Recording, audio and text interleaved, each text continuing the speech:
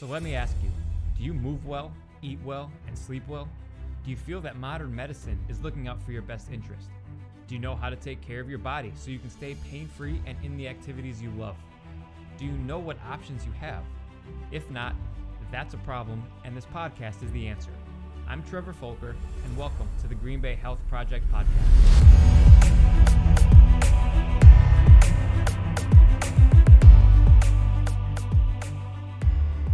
The Green Bay Health Project podcast is sponsored by Movement, Performance, and Rehabilitation, where we help the athletes and active adults move better, perform better, stay pain-free, and in the sports and activities that they love. We do this by focusing on their movements and optimizing their mobility and strength. We believe that your body is your greatest tool, and when you take care of it, you can move better, you feel better, and you thrive. So head to movement-rehab.com, that's mvmt-rehab.com, to learn how we can help you stay active and pain-free.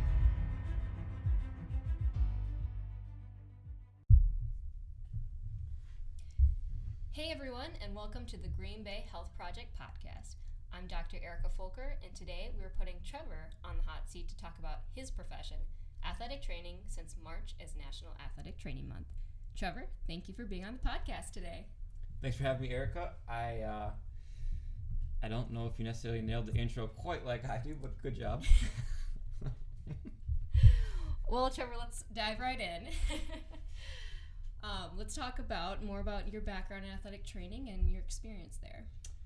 So, we can talk about that. So my interest in athletic training, it started when, I have a very similar story to what I'm sure most athletic trainers have. I got injured in high school.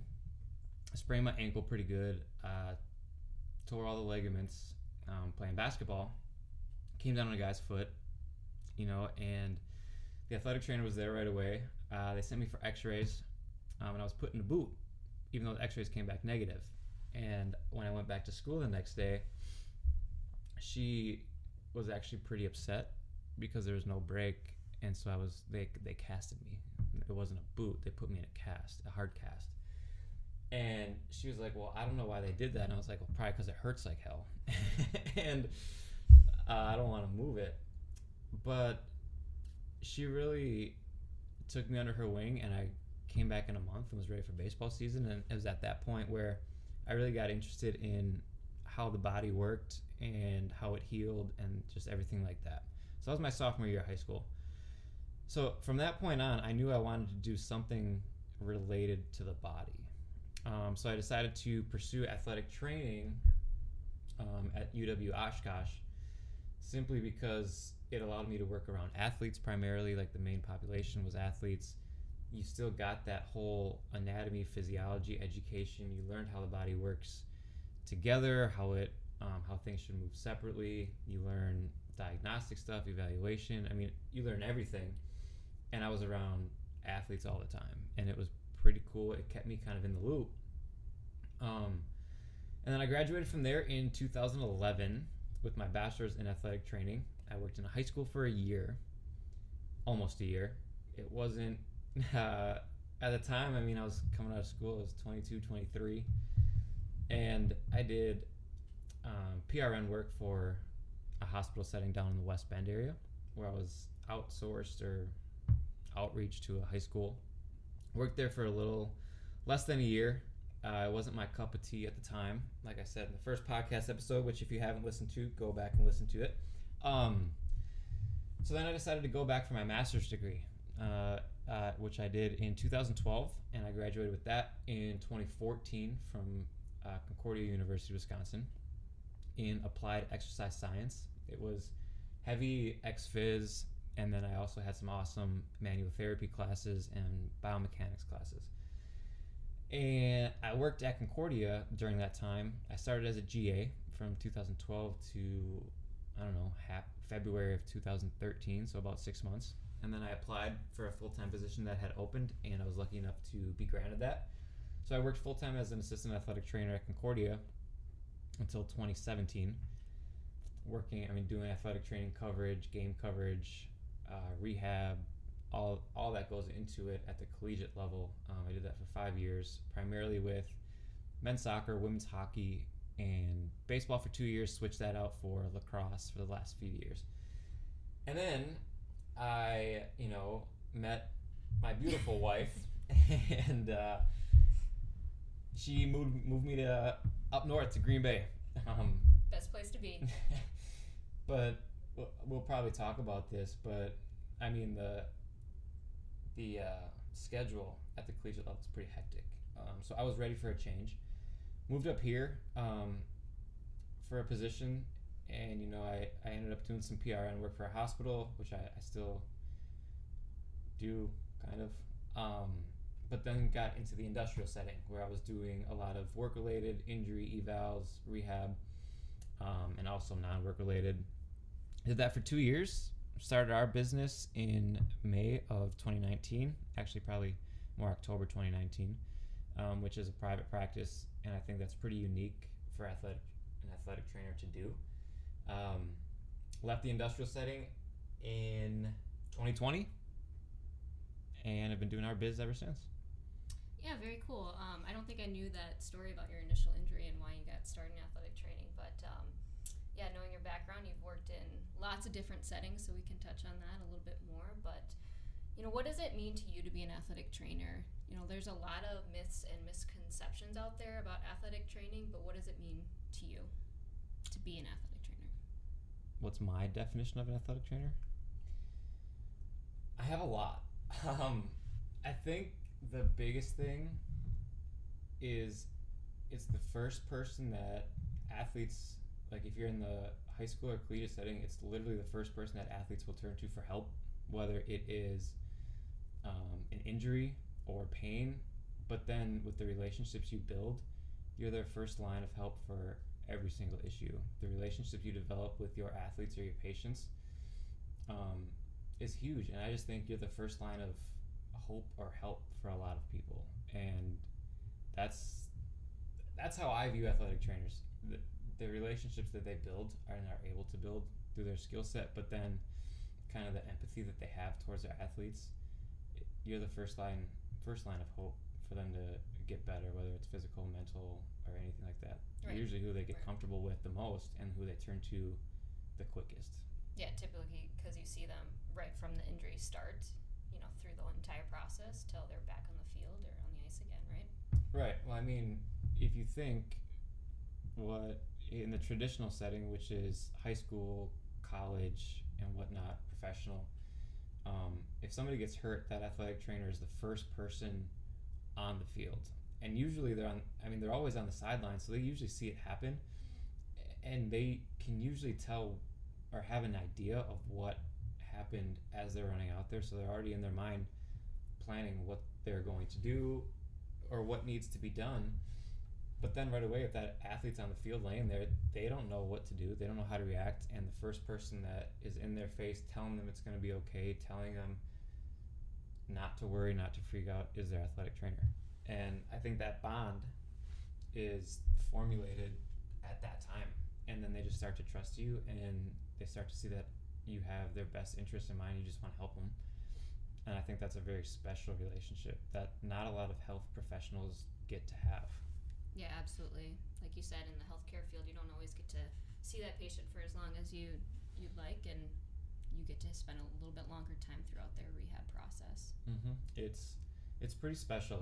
If I look back, especially when I was at the college level, with some of the relationships I developed with the athletes, I'll never forget them, and I'll never forget that time, because some of them still reach out. It's some of them still reach out, and it's special. Or they'll bring up some memory that I completely forgot about, like especially hockey.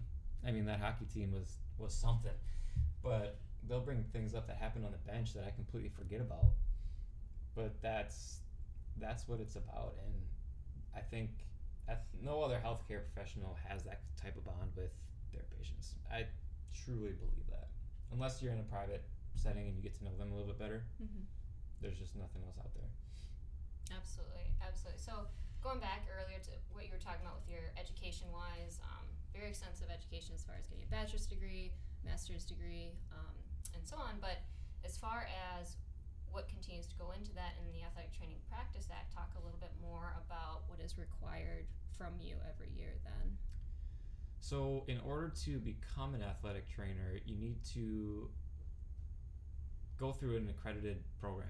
Basically, there's a governing body that allows universities or colleges to have an athletic training education program. During my time, back in the day, it was a bachelor's degree, but it is transitioning to a master's degree profession. So most of the time now, you're going to find new grads graduating with a master's in athletic training compared to when I graduated with a bachelor's degree. So they will go either transition 3 years to 2 years, or it's going to be a 4-year undergrad degree and then a 2-year master's athletic training degree. And then, I mean, now doctorate of athletic training is popping up. So, I mean, it's definitely advancing. But after that, I forget the question. After the education part, what else goes into maintaining those credentials? So you have to pass a national board exam in order to become certified. After becoming certified, you have to obtain a license to practice in the state you want to practice in, you want to live in. And then every 2 years, you need to have your scope of practice signed off by a physician in order to maintain your licensure. And you also have to maintain 50 CEUs, or continuing ed units, every 2 years. And that is basically covers anything and everything that you're interested in, as long as it's through or approved for athletic training BOC, which is our big body, as long as it's approved for their continuing ed unit. So outside of those 50, I mean, you can obviously do more, but a lot of times you get that 50, which includes 10 evidence-based practice CEUs, because everything is going evidence-based, and you have to know what works and what doesn't work. And so that's really the way that they stress you keep up with the current research. Absolutely. So then, as far as the different settings you've worked in, what has been your favorite so far? Oh, man. Well, obviously, I'm biased, and I love our business. It's never going into the private practice, owning my own business was never something I thought I could ever do. But luckily in Wisconsin, athletic trainers have quite a bit of freedom. They can, as long as you get your scope of practice signed off by a practicing physician, you're good to go. You can act as an athletic trainer, you can work with people as an athletic trainer, you can provide reimbursement, which is huge. I mean, that's the big hurdle that athletic trainers need to figure out how to pass. But so you can bill insurance as an athletic trainer. Correct. And like with our business, I can provide super bills to our patients with our athletic training ICD or CPT codes. So like we have those, and then people can take that to insurance, or I can bill insurance directly. But plugless shame for our business. It's my favorite. I think working one-on-one, but that goes back to my time at Concordia. I worked with a lot of great people there that I miss. I do miss them. I talk with them frequently. But I think our business model is strongly shaped from my time at Concordia, because it's about relationship building. It's about spending time with the person. I mean, if I had somebody, if I had a soccer athlete that tore their ACL, I saw it on the field. I said, I think it's your ACL. I was with them when they would have surgery. We would follow up every single day. I mean, their 6 to 8 month rehab, I was with them every single day. Working with them, I mean, as long as they needed, usually an hour. But that by far was my favorite time. I think it was the people. But again, going back to the relationships with the athletes, it was just fun. It was fun. Nothing was too serious if it didn't have to be. And when it had to be serious, everything was respected. And I mean, they have a great relationship at Concordia with their athletic trainers and the rest of the athletic department, that it was the best place to work. It was hard to leave. It was hard to leave. It's all stepping stones on your path, though, right? And yeah, if I look back on it, that was where I found my groove more as an athletic trainer. I found what I was passionate about. I found how I wanted to I found my treatment philosophy. And I think, again, the relationships, it just really paved the path for where I'm at, for where we're at today. Okay. Before we get too cheesy into all of that. I love my CU Dub peeps. Shout out to the CU Dub team. What do you like most about being an athletic trainer? I like everything that we can do. Talk about opportunities are endless, right? Honestly, if you look at the settings that athletic trainers can work in, but also the education that they get, it's such a broad, it's very broad, and you can really take it any direction you want. So you learn your evaluation skills, you learn your palpation skills, you learn how to diagnose and treat musculoskeletal disorders. You also get a general medical courses. You do a gen med rotation at a hospital, or I did mine in the ER trauma room, like in college. You do nutrition, you do pharmacology, you do a little bit of psychology work. It's all encompassing, and there's so many routes. So outside of like the typical musculoskeletal stuff where you do your neuro, you do your eval, you do your rehab, you do your treatment, you do your diagnostic, you also do all this additional stuff, and then you can do all this additional education stuff for however you really want to go. I mean, if you have a certain area that you're passionate about, go after it. You know, you can learn more about it.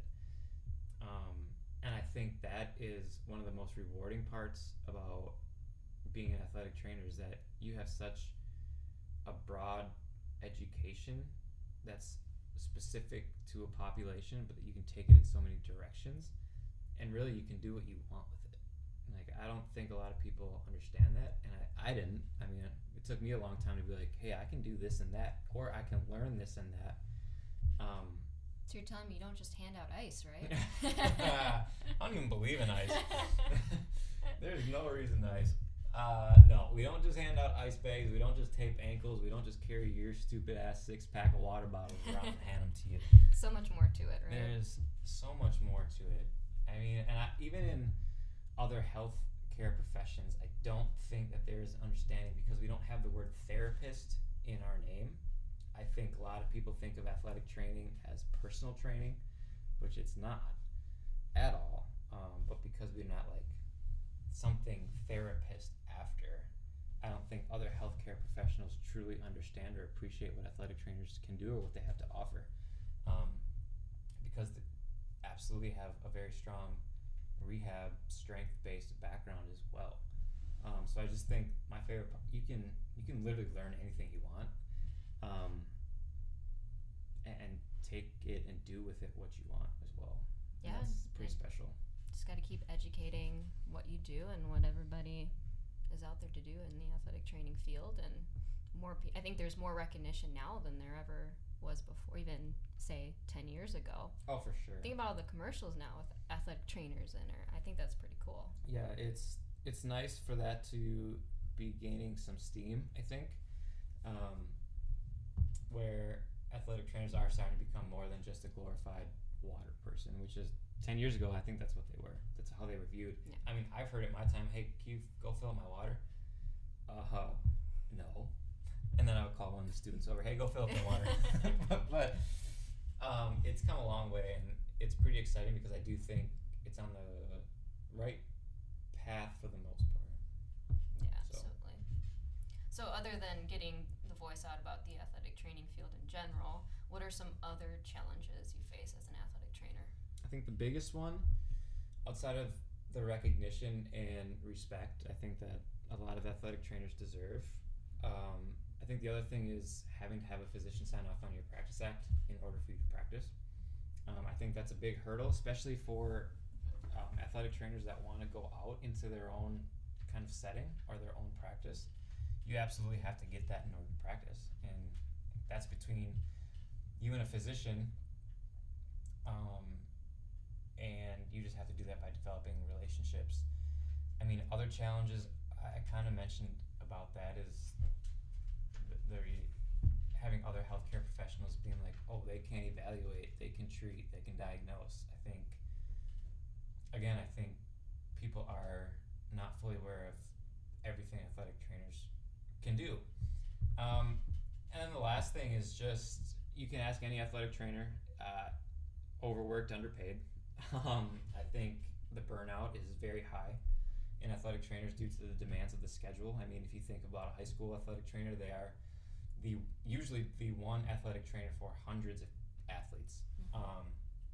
And they're expected to be around after school for any injuries, any evals, any rehab. They're expected to be at practices. They're expected to be at all games. Football is now home and away at the high school setting. If you go to the collegiate setting, you are doing your more like post-op ACL rehabs and stuff during the day, or post-op anything really during the day, so that athlete gets the true care. You are there all pre-game, post-game, all game, home and away, travel, pre-practice, post-practice work. I mean, and you're traveling a lot. And then in the professional setting, I can't even imagine. I'm sure it's just that much more. So I think the burnout rate is a big challenge because people don't necessarily know how to navigate their schedule. And they are overworked. I mean, I was lucky again at Concordia. I mean, we work together as a team, and not everybody's lucky enough to have that option. But those are kind of the big challenges: scope of practice, burnout, put some respect on the name, and scheduling. Yeah, I completely understand, but on the flip side of things, there's still a lot of positives that come out of being an athletic trainer too. There's a ton. I could go on and on about those. Yeah. I mean, we already talked about a lot of them. It's a very rewarding feeling when you take somebody from, for example, an ACL tear, from on the field ACL tear through their entire rehab. I think that trumps everything. That's what it's about. Yeah, that's the most rewarding. Literally what it's about, to have a skill set where you can walk somebody every day through something, or every couple days, every week, and you can see the changes, and you can see their mind shifting to like, oh, I didn't know I could do this again. Or if it's a chronic thing, I thought I always had to deal with it. Or if it's a post-op, you literally can you have the skill set to walk them through their entire rehab. Chronic pain, you have the skill set to make people believe that they don't have to deal with pain again. That is better than any disadvantage, and that makes it worth everything right there. That's what it's about. Yeah. And I think a lot of athletic trainers lose sight on that because of how they feel, and they don't necessarily look at how gratifying of a job that they have, where they can change somebody's life. I mean, truly, athletic trainers, they can change people's lives. Completely agree with you. Completely agree. Well, Trevor, it's been a great discussion so far, but I have 3 important questions to ask you before we close out. Yeah. Okay. First one that we ask everybody that comes on the podcast: what is your favorite health-related book? Man, I'm not gonna lie, I've been thinking about this, and I don't know. There are so many out there. There are so many that I've read. It's hard to pick one. Oh man, I don't know. I'm big into health and nutrition. I'm a big fan of Ben Greenfield. He has a couple books out. His big one, Boundless, covers so much. It covers so much, from hydration to training to nutrition to meditation to recovery to performance to supplements to everything. I think from a health-related standpoint, it's probably that one. That it's all-encompassing. He's so knowledgeable, but he breaks it down where it's easy to understand. And it's as big as a textbook, but it is. It's like 600 or 700 pages, but then I pre-ordered it. So I got all the research articles that are cited in the book. I have a lot of extra articles that he did not include in the book. So that equates to over 1,000 some pages of text. And it's a lot to digest. You take it in increments, but it's worth it because it covers so much. It just covers so much. So if you have time and want to read a textbook, I would highly recommend you check that one out. Hey, if you're going to read a textbook, that's the one to do, though. Yeah. Front to front, cover to back cover. To learn and apply, for sure. All right. Then what is your favorite healthy activity to do in Green Bay? In Green Bay, I've only been here 3 years, and one of those years was COVID, where a lot of things were locked down. But, I mean, obviously we have 2 dogs. We took them on a trail over the summer. I love getting out with them, with you, walking around, and just, I think there's something to be said about walking around in nature. We go camping with them quite a bit. It's a nice getaway. It's a nice escape. And I think if I had to pick one thing that I enjoy doing, even though I get kind of hangry during those, I need to pack more food. It's been my favorite thing that we've done. Hitting the trails with the dogs. Yeah. That's probably my favorite too. On some nice weather days, let them jump in the water and then back out and just hang out for a few Hey, we hours might out be there. getting some spring earlier than we thought, so. Let's do it, even if it's cold. Contrast, hot, cold. All right, last question. What's one piece of advice you'd like to give to the listeners? This is specific to athletic trainers. And it goes back to kind of what we talked about. You hear a lot of negativity around athletic training. And I would say focus on the good that you are doing for people and let that outweigh every single thing that you hear negative about athletic training. About screw the long days, the long hours, screw being underpaid for now, because that will likely change at some point. And just look at the lives you're changing. You literally have the skill set to change somebody's life. And that is not something to take lightly, but it's also not something to take for granted. It's priceless. It really is. And that's what it's all about. Everybody that's an athletic trainer, I believe, got in it to do something and work, like, help people. Yeah, to just help people, to be a bigger part of something. And don't take it lightly. You can change lives. So just go after it. If you got something, do it, and don't stop learning. Push yourself. What you learn in school, there's way more out there. School teaches you to pass a test, and there's just so many other things out there. So don't take it lightly. Know what you got, and change some lives. Lifelong learning. I love it, Trev. All right, as always, guys, thanks for listening to the Green Bay Health Project podcast, and we'll see you next time. If you would like more information about one of our guests or us at Movement Performance and Rehabilitation, just send us an email at info@mvmt-rehab.com. That's info@movement-rehab.com.